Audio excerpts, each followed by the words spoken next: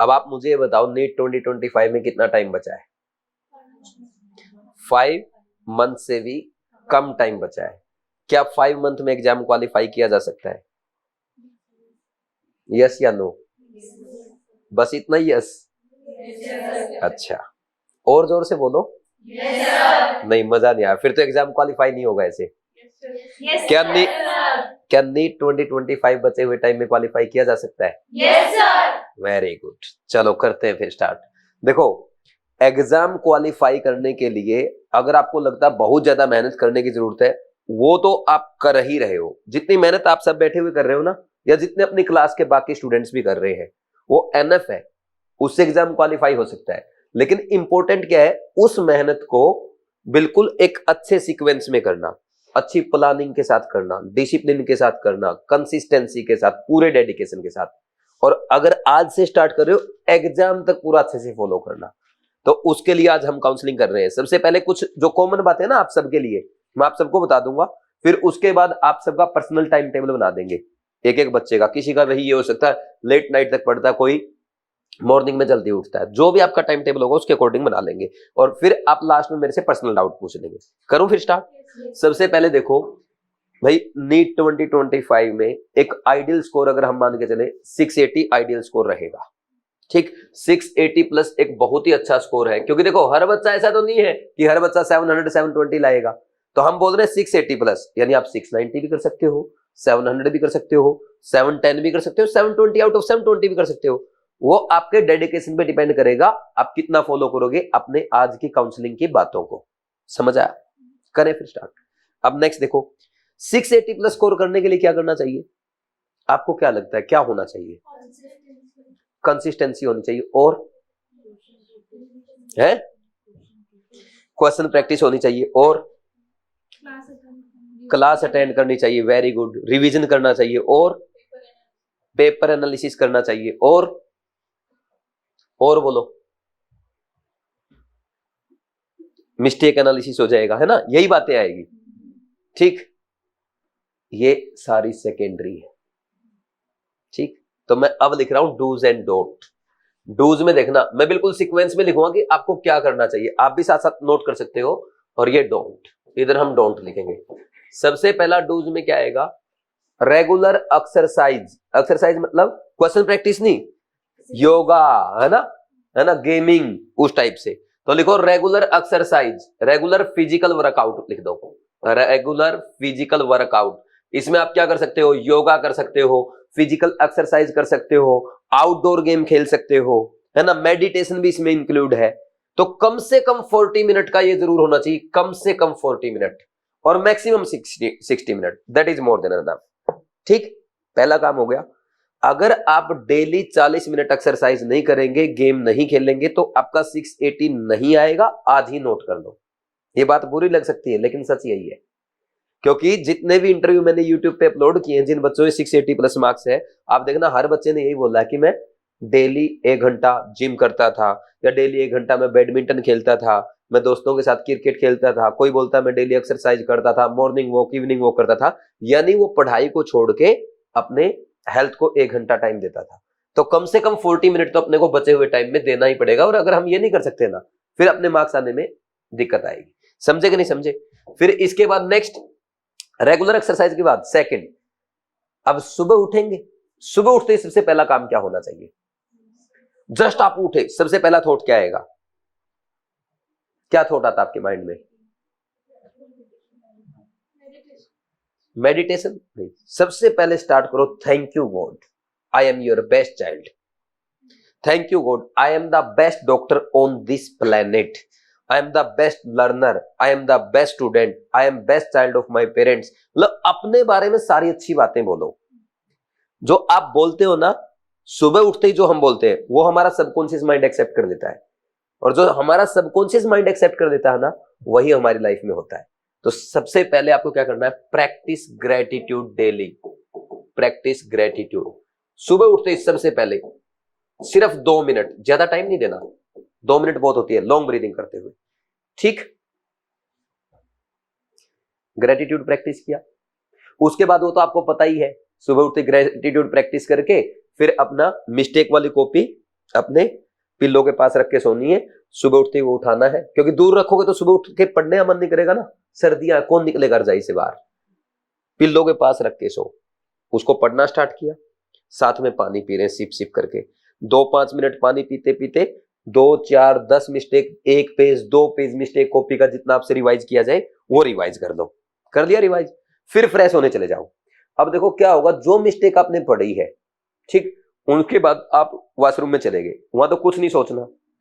जब किसी चीज को पढ़ने के बाद आप अपने ब्रेन को खाली छोड़ देते हैं ना, वो बिल्कुल परमानेंट डाइजेस्ट हो जाती है, वो आपको हमेशा याद रहती है। और जो मिस्टेक आज आपने पढ़ी, अगर वो आपको याद है, पेपर में मिस्टेक नहीं होगी। जिसके पेपर में मिस्टेक नहीं होगी उसके 680, 700, 720 आएंगे।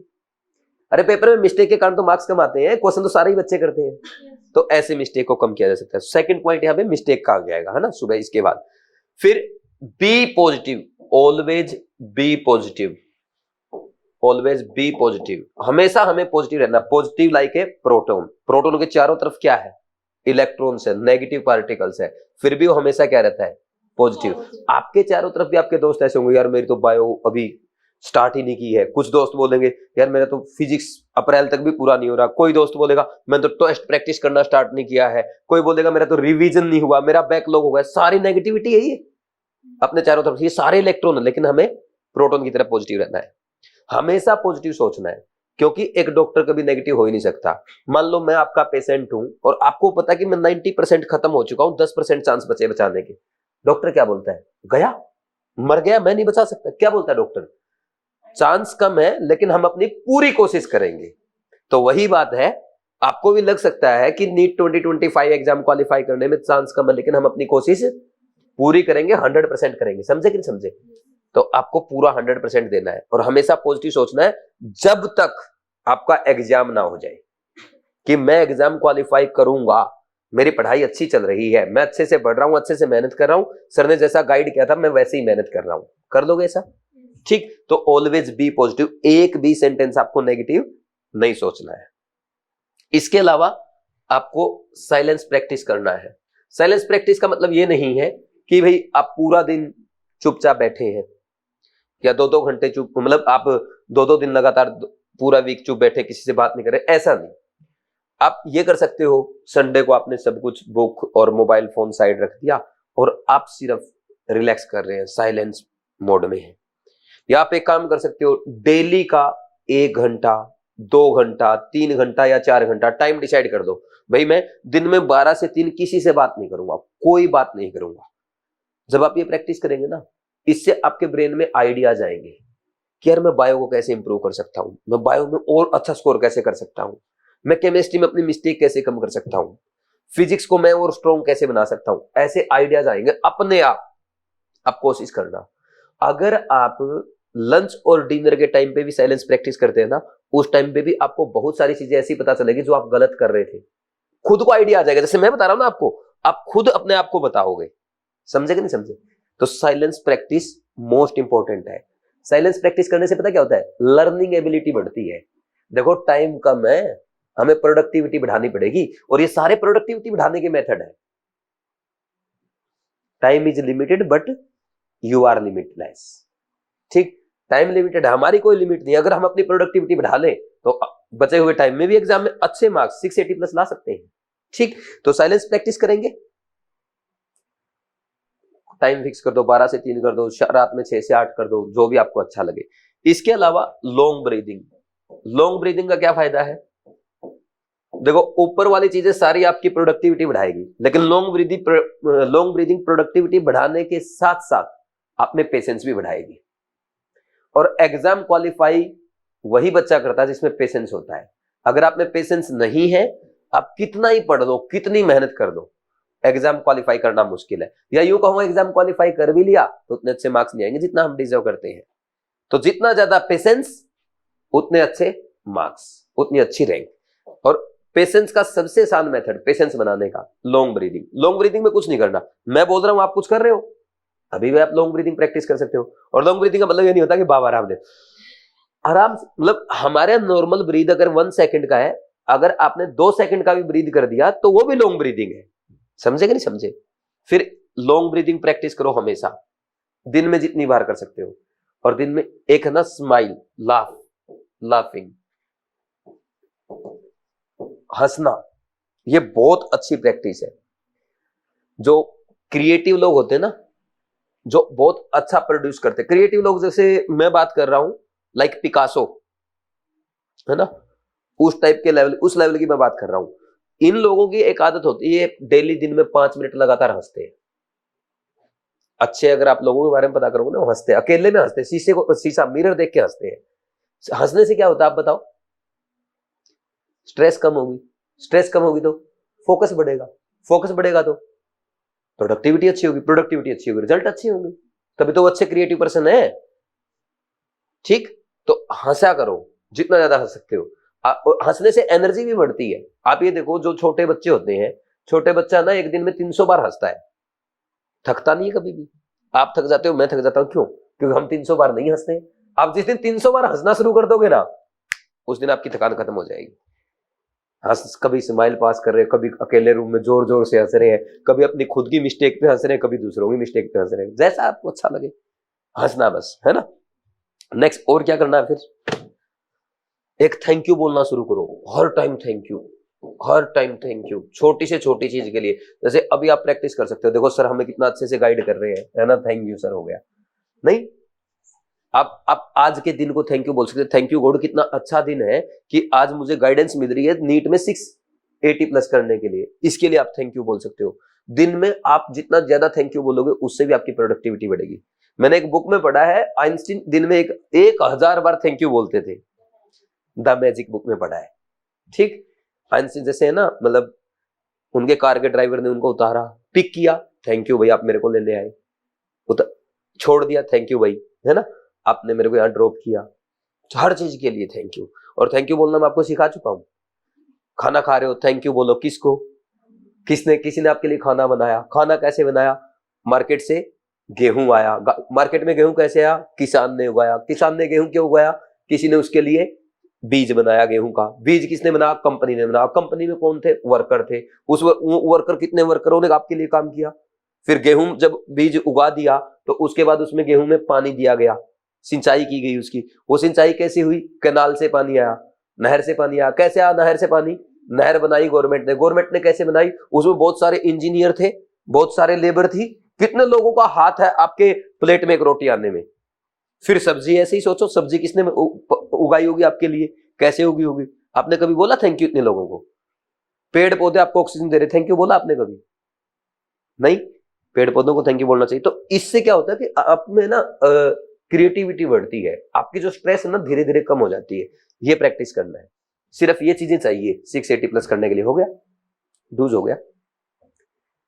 कहीं फिजिक्स केमिस्ट्री बायो पढ़ने की बात करी? देखिए, सबसे पहले ये चीजें हैं, क्योंकि आप अपने पास कैसे बचे हैं? एवरेज। आप ड्रॉप कर रहे हो, आप ड्रॉप क्यों कर रहे हो? क्योंकि पिछले साल सिलेक्शन नहीं हुआ। अगर आप बहुत ज्यादा सुपर इंटेलिजेंट होते, पिछले साल हो जाता, मेरे पास क्यों आते? तो हमें एवरेज से ही क्या बनना है? एवरेज से ही टॉपर बनना है। उसका मेथड क्या है? हमें अपनी आदतें सुधारनी पड़ेगी। ये आदतें अगर आप में अपने आप हो जाएगा। देखो, मैंने सिर्फ यहां पे आपसे 1 घंटा लिया है एक्स्ट्रा इस टाइम में, मतलब आधा घंटा, पौना घंटा मान लो। बाकी तो इनमें तो कुछ टाइम थोड़ा लगेगा, नहीं समझे? अब देखो, इसके अलावा क्या करना है? अब डूज में आ जाओ। Daily PCB, daily physics, chemistry और बायोलॉजी पढ़ना है। अगर आप सोचते हैं कि मैं एक दिन केमिस्ट्री पढ़ूंगा, एक दिन बायोलॉजी पढ़ूंगा, तो उससे पढ़ाई नहीं होने वाली। ठीक, अब डेली पीसीबी कैसे पढ़ना है? डेली पीसीबी कैसे पढ़ना है? इसमें से एरो निकालना है ऐसे। एक तो डेली करंट का पढ़ो। अच्छा, पहले ना प्लानिंग के साथ पढ़ना है। सबसे पहले हमें बिना प्लानिंग के पढ़ाई नहीं करनी है, प्लानिंग करो प्रॉपर। भाई आप लिख लो एक बार, जैसे मैं भी तो लिख रहा हूं आपके सामने। जितने भी बच्चों की काउंसलिंग करता हूं, चलो आज तुम ज्यादा आ गए, नहीं 2 4 5 10 बच्चे, जितने ही बच्चे होते हैं ना, सबकी काउंसलिंग करते टाइम मैं उनके सामने, हर बच्चे के सामने लिखता हूं बैठ के, और लिखवाता हूं उनसे, और हर बच्चे का टाइम टेबल लिखता हूं, तभी तो रिजल्ट अच्छे आएंगे। तो आपको भी तो प्लानिंग करनी चाहिए। पहले आप प्लान करो कि आपका कितना सिलेबस कंप्लीट हो गया, कितना पेंडिंग है, कितना बैकलॉग है, रिवीजन में क्या पोर्शन बाकी है, ठीक, कितने मॉक टेस्ट प्रैक्टिस कर लिए, कितने और करने, पूरा प्रॉपर प्लान करो, है ना। If you are not planning, then you are planning to fail. अगर आप सक्सेस पाने के लिए प्लानिंग नहीं कर रहे हो ना, तो आप फेलियर के लिए प्लानिंग कर रहे हो। ये तो पढ़ा होगा ना आपने कोट हर जगह, ठीक। तो प्लानिंग मोस्ट इंपॉर्टेंट है। आप ये देखो, अपना सिलेबस टाइम पे चल रहा है, बीच बीच में आपकी छुट्टियां भी होती है, कभी मैंने आपको प्रेशराइज किया वो बता दो, फिर भी हम शायद एक दिन आगे चल रहे हैं सिलेबस में। पूरी देश में किसी भी टीचर का शेड्यूल आप चेक कर लेना, हर टीचर कैसे चलेगा, मिलेगा 1 वीक लेट, 15 दिन लेट, 1 महीना लेट। और हमारा सिलेबस 5 फरवरी को कंप्लीट कराना है मुझे, मैंने 5 फरवरी लिख के दे रखा है, मैं 5 फरवरी से 2 दिन पहले कर दूंगा। और ना तुम्हारी कभी संडे को एक्स्ट्रा क्लास दूंगा। कैसे? मैंने प्लानिंग पूरी लिख रखी है, पूरी एक एक चीज लिखी हुई है, लेकिन आप प्लानिंग नहीं करते। प्लानिंग करना पड़ेगा, पूरी प्लानिंग के साथ पढ़ो। और प्लानिंग कैसे कि मुझे फेब लास्ट तक या 15 मार्च तक या 20 मार्च तक सिलेबस कंप्लीट कर देना है, उसके बाद मैं रिवीजन करूंगा। अब 20 मार्च तक हमें सिलेबस कंप्लीट करना, कैसे भाई? बचे हुए दिसंबर में मैं क्या करूंगा, जनवरी में क्या करूंगा, फरवरी में क्या करूंगा, और मार्च वाले महीने में क्या करूंगा। अब आ जाओ वापिस दिसंबर पे, दिसंबर का एक साथ डिटेल में लिखो। इस वीक में क्या करूंगा, इस वीक में मंडे, ट्यूसडे, वेडनेसडे, थर्सडे को क्या करूंगा, ठीक। फिर उसको 1 बाय 1 वीक में डिवाइड करो, और हर वीक के, हर मंथ के साथ एक दिन का छुट्टी रखो, क्योंकि बाई चांस आप बीमार पड़ गए, या कोई आ गया, या मैंने एक्स्ट्रा टाइम ले लिया, या किसी और टीचर ने एक्स्ट्रा क्लास ले ली और आपके पास टाइम कम पड़ गया, तो उसको कैसे बैलेंस करोगे? मैं भी तो छुट्टी रखता हूं ना आपकी 2nd और 4th सैटरडे, क्यों? ताकि मुझे छुट्टी लेनी तो 2nd और 4th सैटरडे को मैनेज कर लेता हूं। समझे कि नहीं समझे? ऐसे कर दोगे, ऐसे पूरी प्लानिंग। फिर रिवीजन बाद में, मैं रिवीजन कैसे करेंगे वो मैं आपको बाद में सिखा दूंगा, अभी उसकी जरूरत नहीं है, ठीक। नेक्स्ट, डेली पीसीबी जब पढ़ोगे, प्लानिंग में ध्यान रखना, मोस्ट इंपॉर्टेंट इज करंट। कुछ बच्चे क्या करते हैं, टेस्ट के अकॉर्डिंग पढ़ते हैं। करंट इंपॉर्टेंट है। करंट में जो आपका चल रहा है, जो आज मैं पढ़ा रहा हूं, आज जो आपने पढ़ा, घर जाते ही सबसे पहले इसके नोट्स पढ़ो, फिर क्वेश्चन प्रैक्टिस करो, फिर उसकी एनसीईआरटी पढ़ो। ये एक सब्जेक्ट कंप्लीट हो गया। समझे कि नहीं समझे? ठीक। तो करंट ऐसे पढ़ना है। आप क्या करते हो, मैंने आज सुबह क्लास ली, आज आपने केमिस्ट्री की, है ना। कुछ बच्चे तो 8 बजे के बाद पढ़ेंगे, पढ़ते हो ना कई बार आप, शाम में सारा दिन का काम होने के बाद आप केमिस्ट्री का रिवीजन कर रहे हो। और देखो, जो बच्चा शाम में, आप में से कोई है ऐसा जो सुबह ही क्लास शाम में पढ़ता है? देखो, शर्माने की जरूरत नहीं है, मैं आपको एक चीज प्रूव करके दिखाऊंगा। शाम में पढ़ते हो, कितना टाइम लगता है केमिस्ट्री पढ़ने में? 1 घंटा लगता है। जो दिन में पढ़ता है उसको आधा घंटा लगता होगा, 4-5 बजे के बाद, 4-5 बजे के आसपास। जाते ही कौन पढ़ता है? उसको नोट्स पढ़ने में मैक्सिमम 15-20 मिनट। कितना लगता है? 15 से 20 मिनट ना। अब आप एक बात बताओ, अब तीनों बच्चों ने क्या किया? जिस बच्चे ने घर जाते ही सबसे पहले नोट्स पढ़े, कितना टाइम लगा? 15 to 20 मिनट। जिसने शाम में 5 से 6 बजे नोट्स पढ़े, 30 to 40 मिनट। जिसने रात में डिनर के बाद पढ़ा, 1 घंटा। पढ़ा तो तीनों ने एक ही चीज है ना, लेकिन तीसरे बच्चे ने क्या कर दिया? बोलो। 1 घंटा लगा दिया उसी चीज को जिसको दूसरा बच्चा 15 से 20 मिनट में कर रहा है, निकल गया आपसे आगे। ये गलती नहीं करनी। चाहे सब्जेक्ट फिजिक्स है, केमिस्ट्री है, बायोलॉजी है, अपने को उसी टाइम पढ़ना है। बोलो, कोई डाउट है क्या? नहीं। करंट साथ की साथ, पीछे जो बैकलॉग हो गया ना, उसके चक्कर में करंट को बैकलॉग मत करो, क्योंकि वो हो चुका है ना। जो बैकलॉग हो चुका वो हो चुका है। करंट को मत करो, नहीं तो बैकलॉग का एक चैप्टर और बढ़ने जा रहा है। करंट को मैनेज करो, पहले करंट मैनेज होगा, फिर बैकलॉग को कवर करने की कोशिश करेंगे। समझे कि नहीं समझे? और टाइम टेबल मैं अलग से बता दूंगा आपको, टाइम टेबल तो अपना वैसे भी अलग से चलेगा। करंट के बाद करंट का रिवीजन पैरेलल, जो आज आपने फिजिक्स, केमिस्ट्री, बायोलॉजी में पढ़ा, रात को इसी चीज को रिवाइज करने में मुश्किल से 5-5 मिनट लगेंगे, टोटल तीनों का 15 मिनट। तो आज ही रिवाइज कर दो, कल फिर देख लो। जब कल केमिस्ट्री के नोट्स पढ़ोगे ना, एक बार फिर देख लो कल क्या पढ़ाया था सर ने फर्स्ट लेक्चर में। फिर थर्ड लेक्चर जब पढ़ रहे हो, फर्स्ट और सेकंड का फिर देख लो। एक चीज को जब आप तीसरे दिन तक पढ़ते हो ना, ये आपको हमेशा याद रहती है, ठीक।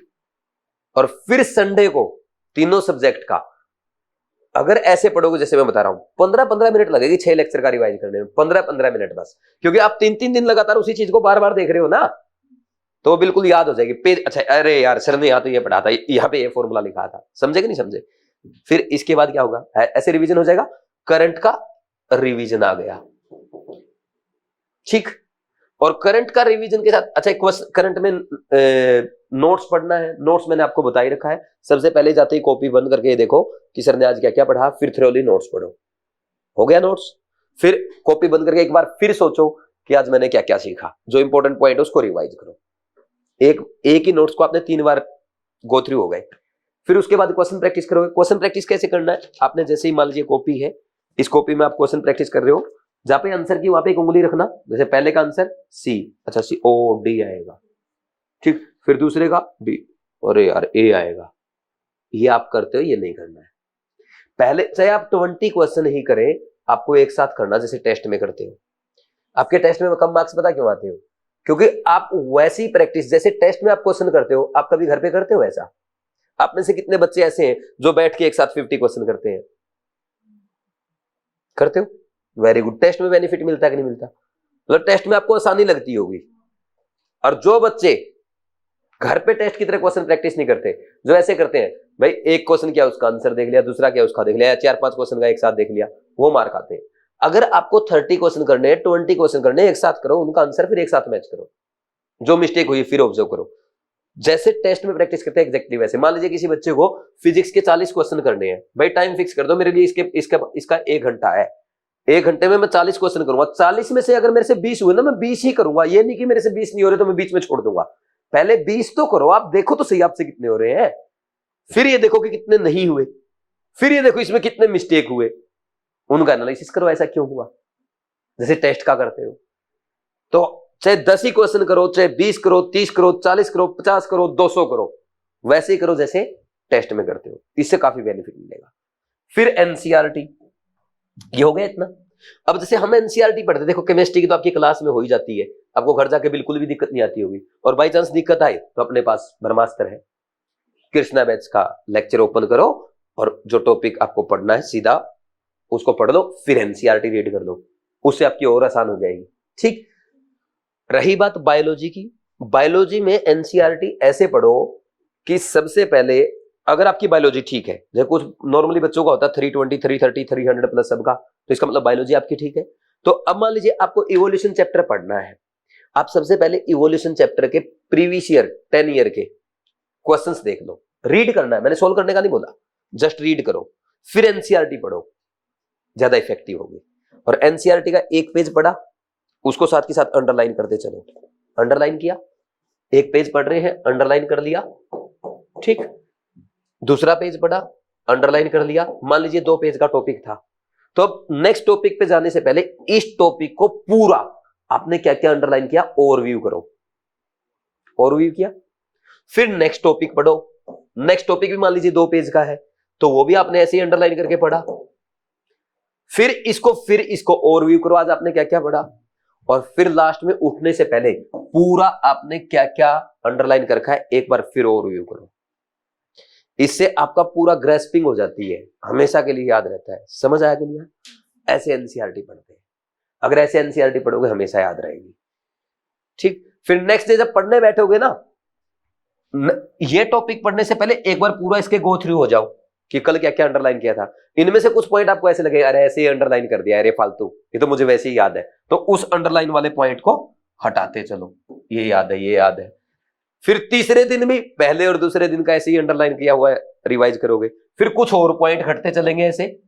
तो जब ऐसे ही पूरा चैप्टर आप 4-5 दिन में खत्म करोगे ना एनसीईआरटी का, तो आप पाएंगे पूरे चैप्टर में मुश्किल से 30-40 लाइन है जो आपको अंडरलाइन रह गई। और फिर पूरा चैप्टर फिर एक बार बैठ के अंडरलाइन को रिवाइज करो, 10 एक लाइन और हट जाएंगे उनमें से। तो ऐसे रिवाइज करोगे तो जो अंडरलाइन पॉइंट है वो कम होते जाएंगे। समझे कि नहीं समझे? कर लोगे ऐसे? अब इसके बाद नेक्स्ट क्या आएगा फिर? ये एनसीईआरटी पढ़ने का बेस्ट मेथड है, बेस्ट और इजीएस्ट वे।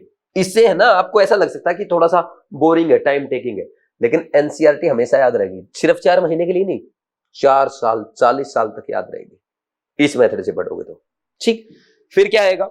रिवीजन मैंने आपको बता ही दिया है, रेगुलर, ठीक। क्वेश्चन प्रैक्टिस हो गया है। अब आपके पास अगर बैकलॉग है, अब बैकलॉग का टाइम निकालो।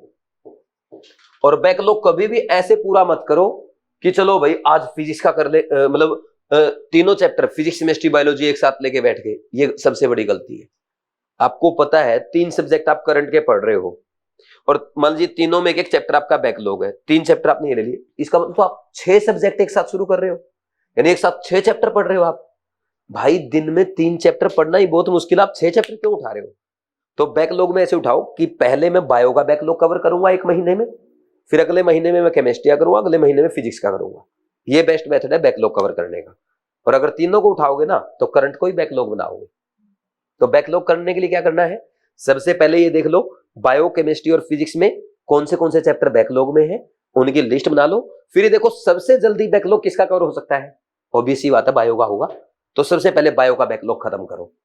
दूसरे नंबर पे आपको लगता है कि केमिस्ट्री का खत्म होगा तो केमिस्ट्री का करो, फिजिक्स में कम है बैकलॉग तो फिजिक्स का करो। यानी छोटा काम पहले, फिर बड़ा, फिर बड़ा। और आप क्या करते हो, सबसे पहले फिजिक्स का बैकलॉग करना, नहीं तो मेरे नंबर कम रह जाएंगे। नहीं, ये गलती नहीं करनी है। ठीक, बैकलॉग के बाद अब अगर आपके पास टाइम है तो मॉक टेस्ट के लिए रिवीजन करो, नहीं तो टाइम नहीं तो मॉक टेस्ट के लिए रिवीजन करना बेवकूफी है। क्योंकि कुछ बच्चे क्या करते हैं, मॉक टेस्ट के लिए पढ़ते रहते हैं। ये मिस्टेक अपने को नहीं करनी है। ठीक, कर दोगे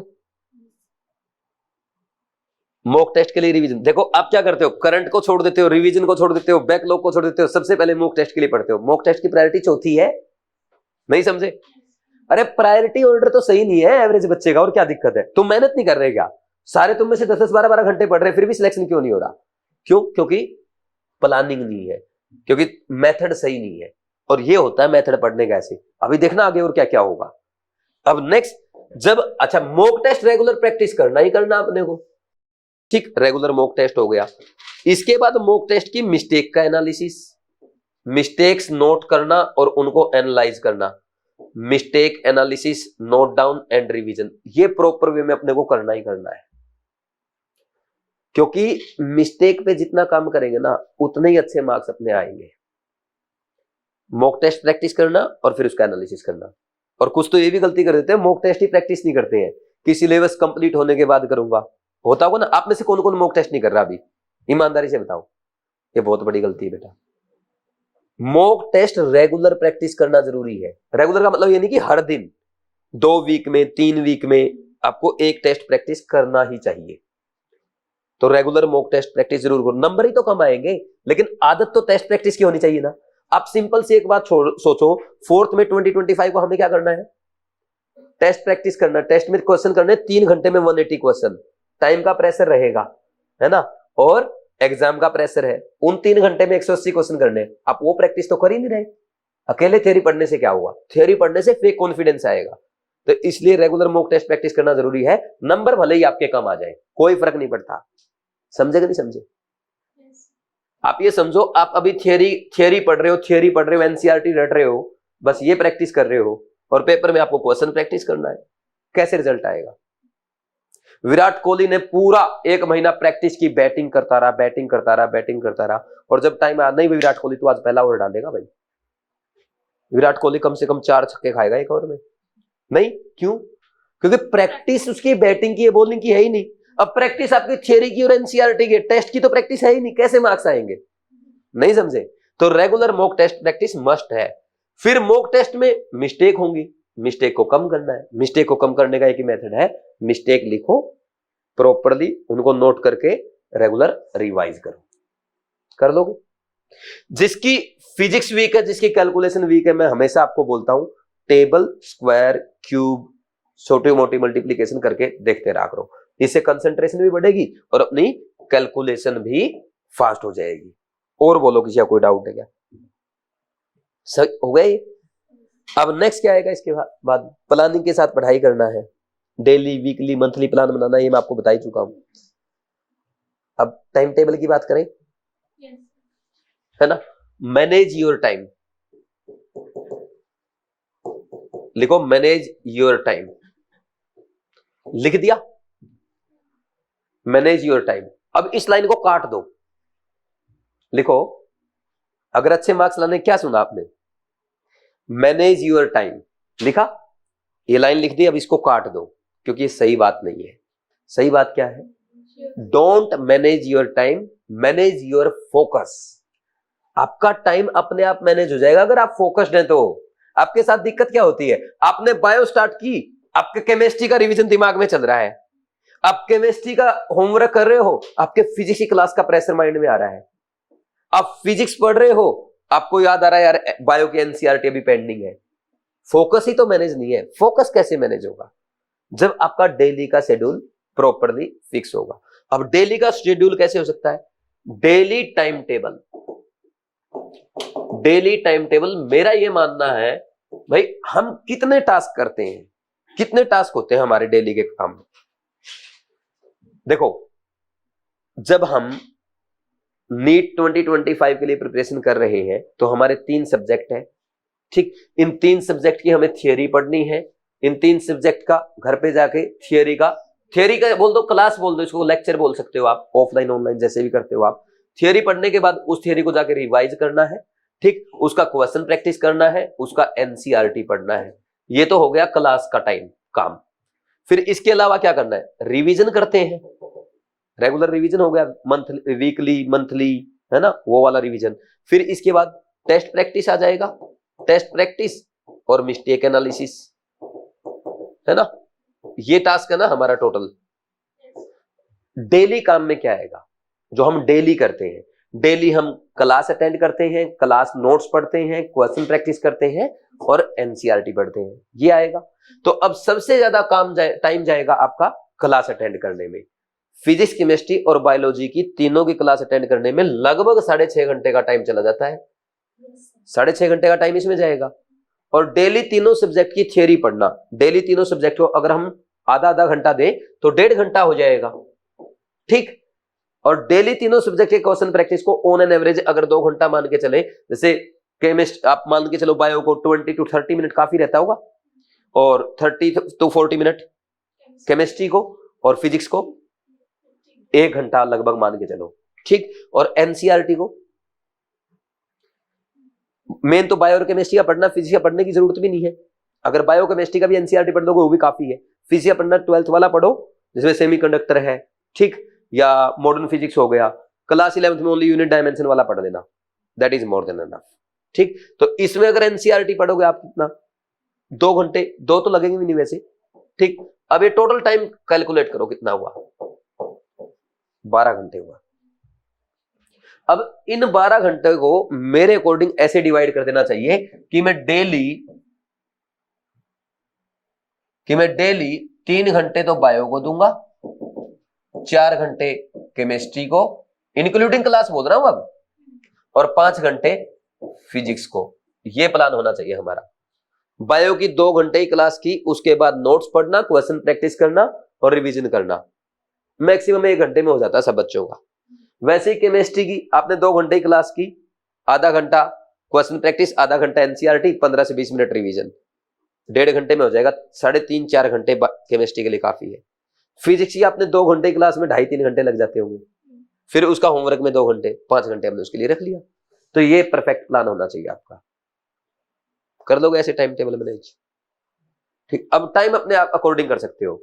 अगर पॉसिबल है सारा काम आपको अपने अकॉर्डिंग करना है, मेरे अकॉर्डिंग तो ये होना चाहिए सबसे पहले बायो से स्टार्ट करो या केमिस्ट्री से स्टार्ट करो। कभी भी फिजिक्स से मॉर्निंग स्टार्ट मत करो। जो बच्चे फिजिक्स मॉर्निंग में पढ़ते हैं वो पूरा दिन भर थका हुआ फील करते हैं, वो कभी भी अपना टास्क पूरा नहीं कर पाते।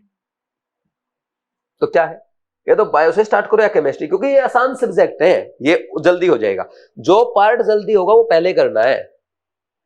और एम ऐसा होना चाहिए कि शाम के 3 बजे या मैक्सिमम 4 बजे से पहले मैं अपना केमिस्ट्री और बायो निपटा दूंगा या निपटा दूंगी, है ना। नहीं समझे? जैसे आप भाई सुबह उठा कोई बच्चा 6 बजे या 7 बजे उठा, 8 बजे उठा, मेरे पास क्लास में आया, क्लास से जाके यहां से 12-1 बजे तक अपनी केमिस्ट्री निपटा दो, फिर उसके बाद बायो मैक्सिमम 4 बजे तक।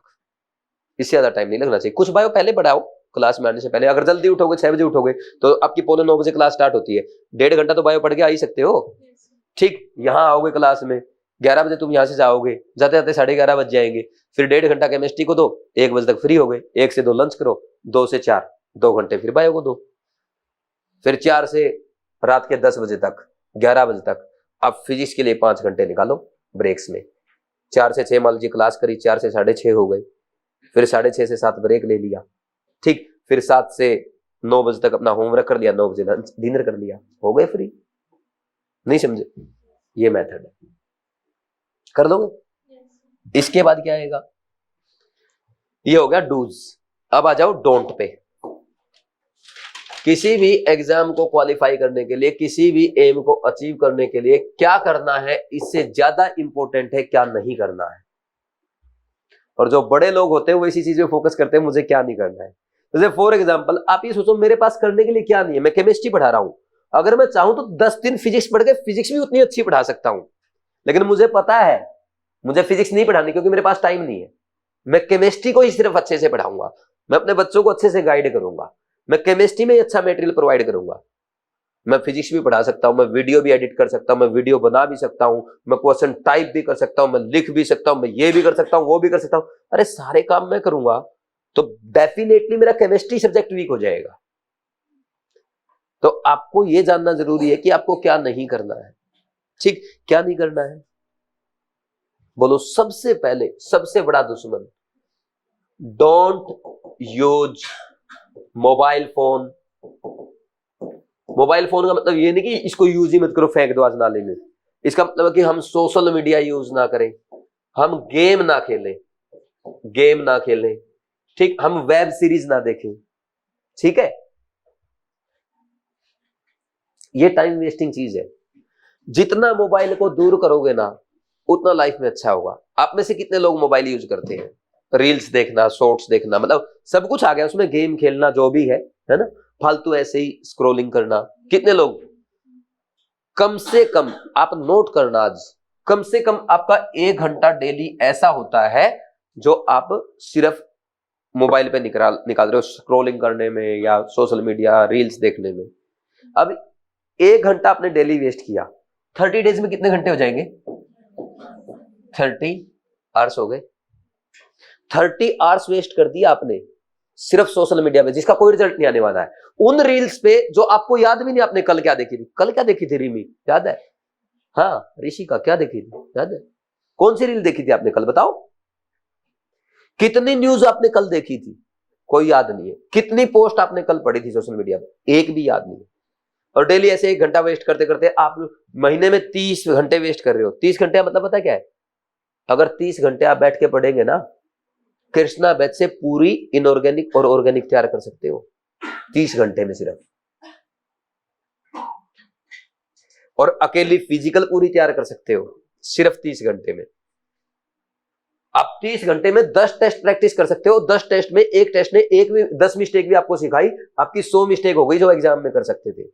वो 100 मिस्टेक आपने सीख ली जो पेपर में हो सकती है। उन 100 मिस्टेक में से 5 मिस्टेक भी अगर पेपर में आ गई, एक मिस्टेक आपके 5 नंबर बताती है।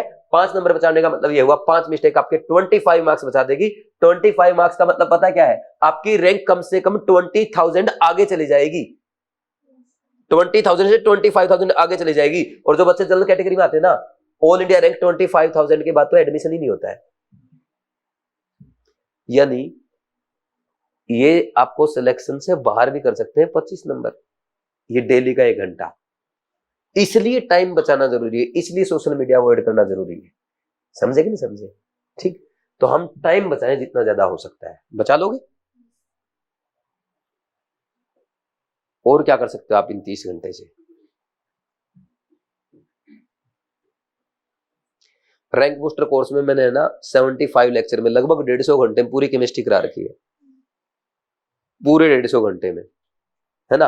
अगर कोई बच्चा डेली 1 घंटा भी अगर रैंक बूस्टर कोर्स देखे तो आने वाले 4-5 महीने में पूरा सिलेबस कर सकता है केमिस्ट्री का। और हम नहीं, हम तो सोशल मीडिया देखेंगे, इसमें मजा आता है। रैंक बूस्टर कोर्स में थोड़ा मजा आएगा, वो तो पढ़ाएगा, दिमाग लगाना पड़ेगा। नहीं, avoid all type of distraction. Distraction से बचना अपने को। Don't distract, don't get distract. Distraction किसी भी टाइप का, जैसे मोबाइल का हो गया, यारी दोस्ती का हो गया। आप तो सारी गर्ल्स बैठे हो, गर्ल्स को फ्रेंडशिप से बचना है। मैं बॉयज की नहीं बोल रहा हूं, मैं गर्ल्स की भी बोल रहा हूं। कोटा में गर्ल्स को गर्ल्स से ज्यादा खतरा है ना। एक दूसरे की टांग बहुत खींचती, पता होगा ना आपको। तो आपका तो एक्सपीरियंस है, मेरे से क्या पूछ रहे हो, मेरी तरफ क्या देख रहे हो? क्योंकि मेरे पास बच्चे बताने आते ना केस, मुझे ऐसे पता चलता है।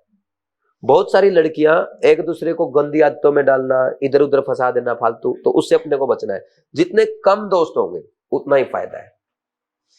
किसी भी अनजान आदमी से दोस्ती मत करो।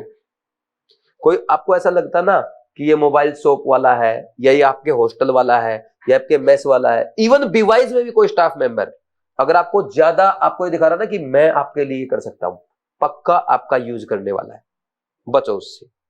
समझे कि नहीं समझे? कोई डाउट? किसी से दोस्ती हमें नहीं करनी है। दोस्ती करी तो साल गया। दोस्ती करनी कॉलेज में जाकर करना, यहां दोस्ती का कोई फायदा नहीं। मैंने की थी कोटा में दोस्ती, ना तो मेरा आईआईटी क्वालिफाई हुआ, ना मेरा एआई ट्रिपल अच्छी रैंक आई। तुम कर लो, तुम्हें करनी है तो फिर तुम भी मेरी तरह कहीं ना कहीं लेक्चर दोगे। ठीक, दोस्ती का कोई फायदा नहीं, बचना है बिल्कुल प्योर। ठीक, कोई काम नहीं आएगी कोटा की दोस्ती। मेरे बहुत सारे दोस्त थे, एक ने भी शादी में नहीं बुलाया मुझे अभी तक। एक ने भी, शादी छोड़ो, बात ही नहीं होती है। क्या फायदा उस दोस्ती का जो यहीं रह जाएगी? दोस्ती ऐसी करो जो जिंदगी भर काम आए। और दोस्त ना एक दो होते हैं, भीड़ नहीं होती दोस्ती में, है ना। और अभी आपके दिमाग नहीं उस लेवल का कि आप यहां से दोस्त डिसाइड कर लो, यहां सिर्फ टाइम वेस्ट होगा। दोस्तों से बचना है, ठीक है? समझे कि नहीं समझे? दोस्त एक, और बहुत ज्यादा फ्रेंडली नेचर अगर आपका है दो। जिसके दो से ज्यादा दोस्त हो गए ना, उसके मार्क्स अच्छे नहीं आएंगे, अभी नोट कर लो, ये अपने को पक्का लिख लो। ठीक, ये होगी जनरल बातें। अब दूसरा और करें, लिख लिया? डिस्ट्रैक्शन से बचना है। Next, very very important, test के लिए नहीं पढ़ना, है ना। एक तो ये ऐसी बात करता फिर ऊंचा बोलता है, हमें घबराहट होती इस बात से। नहीं, टेस्ट के लिए नहीं पढ़ना हमें। टेस्ट के लिए पढ़ना मतलब खुद का कॉन्फिडेंस कम करना, खुद के नीट एग्जाम में रैंक पीछे करना, खुद के मार्क्स कम करना। अब हमारे पेरेंट्स तो बोलते हैं टेस्ट में नहीं पढ़ेगा, मार्क्स नहीं आएंगे तो क्या होगा। उन पेरेंट्स की बात मेरे से कराओ, उनको ब्रेन वॉश की जरूरत है। क्योंकि टेस्ट में पढ़ के आपने पिछले साल पढ़ा था ना, सबने पढ़ा होगा ना आपने टेस्ट के लिए पिछले साल, कहां सिलेक्शन हुआ आपका? अरे जो आपने पिछले साल किया वही इस साल करोगे तो रिजल्ट पिछले साल वाला ही आएगा। अरे हम सेम टास्क कर रहे हैं, हम सेम काम कर रहे हैं, जो हम सेम प्रोसेस को फॉलो करते हुए नया रिजल्ट कैसे एक्सपेक्ट कर सकते हैं? चेंज तो करना पड़ेगा ना, नया रिजल्ट के लिए नया लाना पड़ेगा कुछ। तो टेस्ट के लिए पढ़े थे, सिलेक्शन नहीं हुआ, इस बार ये गलती मत करो। टेस्ट के लिए नहीं पढ़ना, टेस्ट के लिए नहीं पढ़ना। Don't don't don't don't don't study for the test, है ना। टेस्ट के लिए नहीं पढ़ना है। टेस्ट के लिए पढ़ना मतलब ड्रॉप की तैयारी करना है। ठीक, देखो टेस्ट के लिए पढ़ोगे ना, टेस्ट में अच्छे मार्क्स आ जाएंगे। आज आपने पढ़ा, कल अपने टेस्ट में आ गया, आपने क्वेश्चन भी ठीक कर दिया, आपको यही नहीं पता कि आप भूले थे या नहीं भूले इसको। आज पढ़ा इसलिए कल टेस्ट में आ गया, क्या 4 मई तक ये याद रहेगा? कौन देता है इस बात की गारंटी? ना सर, कॉन्फिडेंस कम हो जाता है। अरे अच्छी बात है, कॉन्फिडेंस कम हो जाता है। आपको ये पता चलेगा टेस्ट में अगर नहीं पढ़ के गए, कुछ गलतियां होंगी, आपको ये पता चलेगा कि भूल करके कौन सी गलतियां करते हो। दूसरा, आपको ये पता चलेगा कौन सा पार्ट आप सब्जेक्ट का भूल गए थे। समझे कि नहीं समझे? तो ये ज्यादा फायदे हैं। अब आप टेस्ट के लिए पढ़ के चले जाओ, मार्क्स आ गए, मम्मी पापा खुश।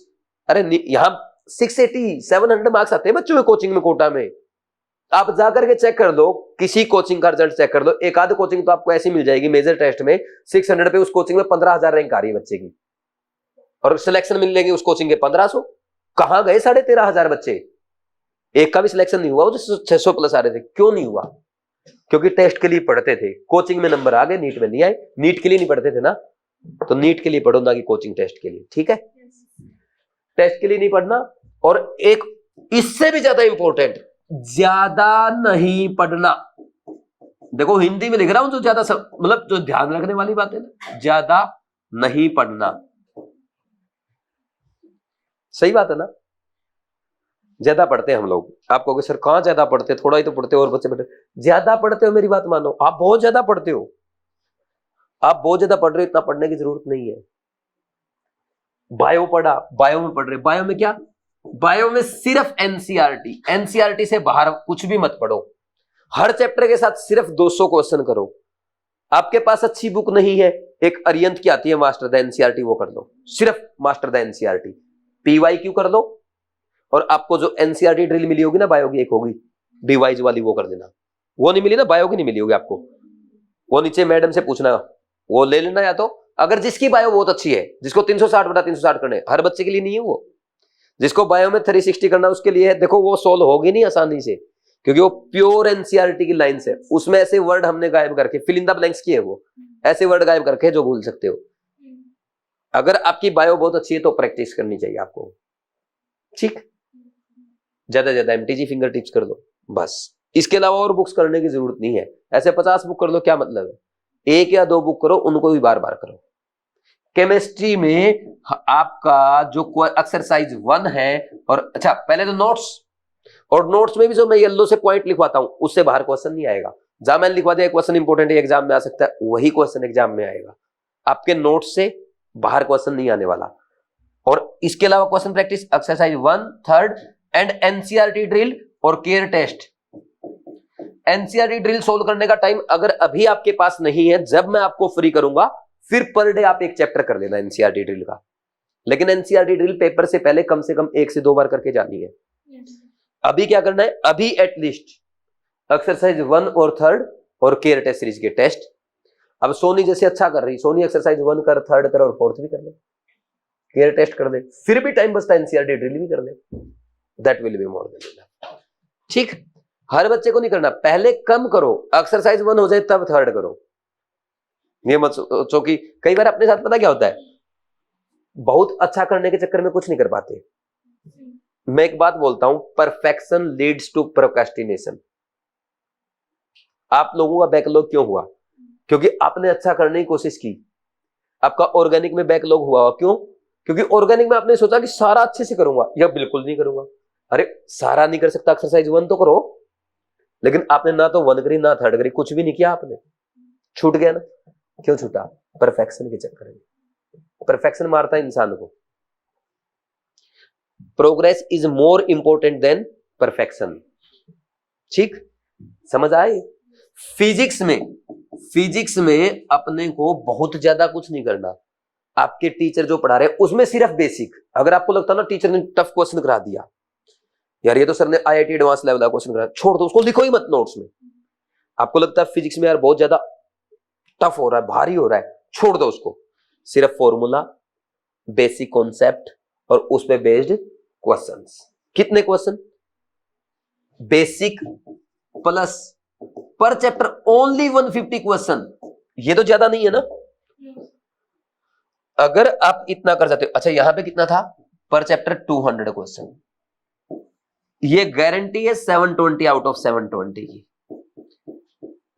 कम होने होंगे, अपने आप हो जाएंगे, आपको करने की जरूरत नहीं है। नहीं, और अगर आपको 720 नहीं लाने हैं, 700 680 नहीं लाने हैं, आप एक काम करो, फिजिक्स में HC वर्मा सोल्व करो, बायो का मॉड्यूल सोल्व करो, केमिस्ट्री में बालाजी पब्लिकेशंस की बुक करो। ठीक, नेक्स्ट ईयर करेंगे फिर 680 की तैयारी। नहीं, ये सच है, इतना काफी। देखो ज्यादा क्या है, ये किया जा सकता है 4 महीने में भी, लेकिन दिक्कत क्या है, दूसरे बच्चे का सुनकर, नहीं यार जब ये इतना कर रहा है, तुम तो क्या, अच्छा तेरे 650 आ रहे, कैसे आ रहे? तुम पता क्या, अगर दूसरे बच्चे से पूछो 650 कैसे आ रहे, वो फिर झूठ बोलता है, मैं फिजिक्स में कर रहा हूं, केमिस्ट्री में कर रहा हूं, बायो में कर रहा हूं, उसके आ रहे रट के। और most of the students Kota में कोचिंग टेस्ट के लिए नकल भी करते हैं, आपकी क्लास में भी करते हैं, मुझे पता है, लेकिन भाई खुद ही नहीं चाहता उसका सिलेक्शन हो, मैं कैसे करा सकता हूं? ईमानदारी से बड़ा गहना नहीं है कोई भी। अब जो खुद ही नहीं चाहता भी मेरा सिलेक्शन हो, जब मैंने बोल दिया, सबको बोल दिया भाई चीटिंग मत किया करो, अब मैं ऐसे नहीं, आपको चीटिंग नहीं करनी, आपने पेपर में चीटिंग की, इसका क्या सेंस है फिर?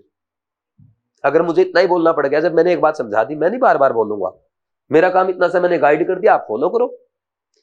तो जिनके 680 मार्क्स आ रहे ना, हो सकता है उनके चीटिंग से आ रहे हो, तो आपको उस पर नहीं जाना चाहिए। ठीक, और डूज में एक और लिख लो, क्या लिखेंगे? टेस्ट के बाद पढ़ना है, टेस्ट के बाद पढ़ना है। क्या मिस्टेक हुई, कोई क्वेश्चन छूट गया, क्यों छूट गया, फॉर्मूला याद नहीं आया, कौन सा फॉर्मूला याद नहीं आया, कौन सी रिएक्शन भूल गए थे, वो टेस्ट के बाद पढ़ना है। समझे? ये आपके डूज एंड डोंट है। Subscribe to Wise Classes channel for NEET chemistry guidance.